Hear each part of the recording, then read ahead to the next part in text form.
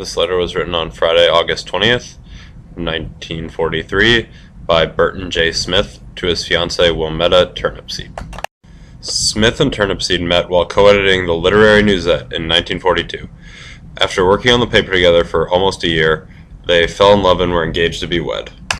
Smith enlisted in the U.S. Army Air Forces in January of 1942. However, he was not called to active duty until January of the following year.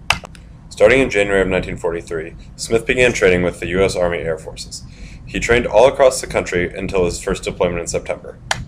Smith's first deployment came in September of 1943 when he was deployed to Northern Africa. However, this letter was written in August of 1943, which means he was still in training at the time of the letter.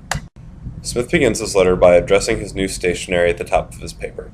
This says, U.S. Army Air Forces Navigator. Smith tells Turnepseed that the title at the top of the paper is premature, but it will be true soon. He is referring to the fact that he hasn't actually completed his training yet, but he will very soon.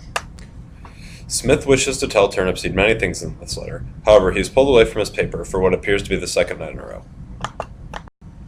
Smith shows a fondness with Turnepseed in the ways he addresses her. At the beginning of the letter, he calls her Dearest, and at the end, he sends the paper Love BJ, while promising to write her again later that night or in the morning when he has time. Burton J. Smith and Willametta Turnepseed were never married. Smith died in a plane crash over Norfolk, England on August 31st, 1944.